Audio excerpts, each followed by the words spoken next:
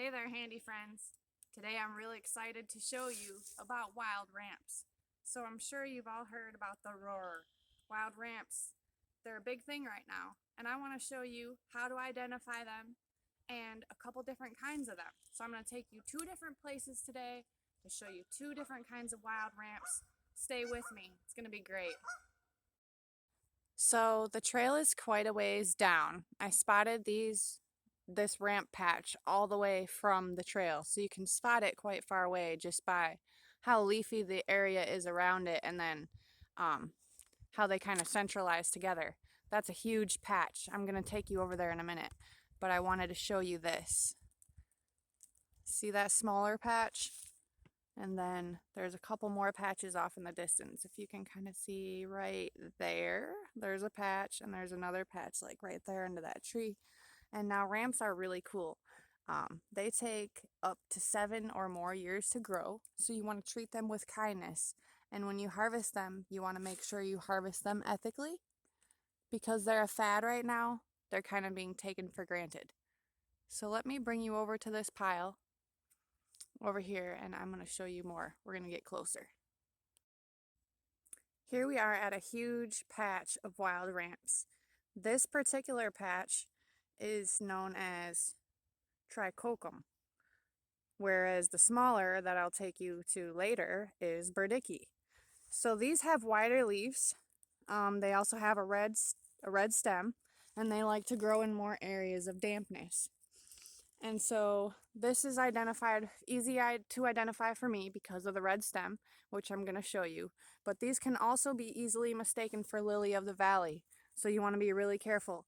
But the part that I like about these with the red stems, these wild ramps, is they're a lot stronger smelling like garlic and onion than the next ones, the burdicky that I'm going to show you later.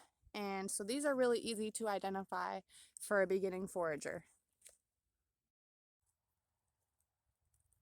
So if you've watched any of my other videos, you know that I've spoke of ethically harvesting, which means that we need to respect our mother nature. And so these have taken 7 or more years to grow. I don't want to take more than I'm going to use, and I also don't want to kill the plant off. I want it to grow back next year. So let me show you how to ethically harvest. Some people swear by eating the bulbs. I totally disagree, and I'm not afraid to state that. If you take the bulb out, then obviously there's nothing left to grow.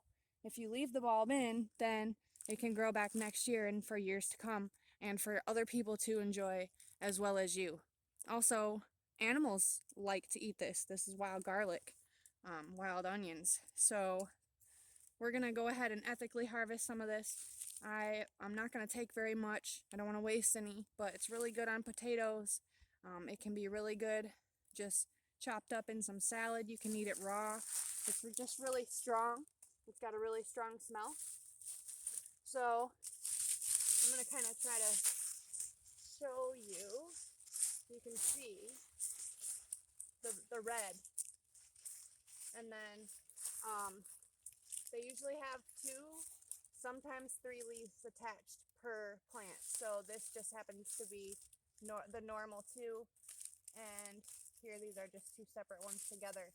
So when I snip that, I want to just snip 1 off of each plant.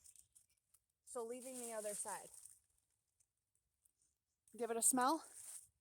It smells really strong like garlic, like leeks, or garlicky onion. It's really good smell. And these are really easy to identify in that way, that the smell is really strong, the taste is really strong.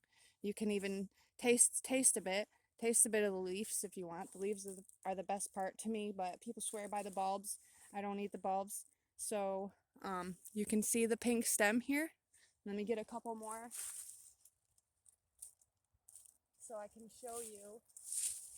Now, I don't want to disturb this whole area, but these here are a little bit smaller. They're not as mature. So I'm going to go back here, kind of in the middle, and pick one out of there. That way I'm not disturbing one solid spot. I'm kind of spacing it out a bit so that they can stay healthy and come back for next year. And like I said, I'm just going to take a little bit and I'll probably grab a couple more after the video. But see that stem color?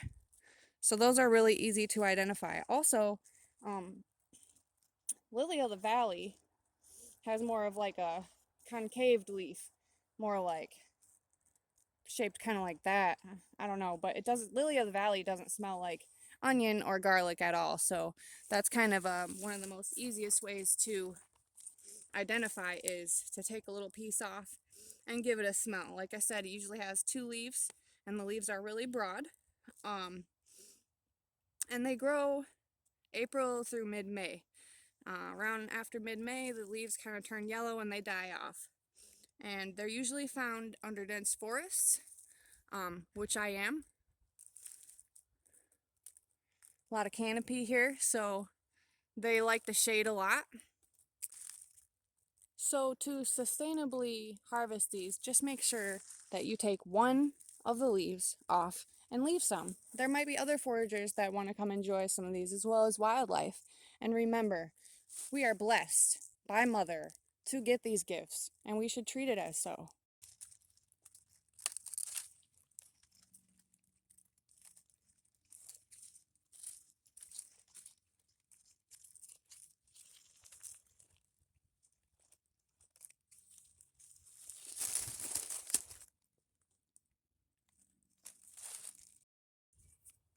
All right, it was an hour drive, and I'm at the next place. I wanted to show you that these are the Burdicky variety of the wild ramps. And so these have a smaller leaf and a white stem, and they grow in a more dry area. All right, as you can see, the leaf size is quite different and the bottom is different. So this is the broader with the pink, and then this is the Burdicky with the white. So quite a difference there. And again, the pink stem is a lot stronger, and this is a much more mild smell, especially if you're used to the pink smell. These are really mild. I like garlic and onion on everything, so I really like the pink ones. So if you love foraging natural things and like all things homesteading and involving Mother Nature, please be sure to subscribe to my channel. Give me a thumbs up if you like this video, and stay handy, friends.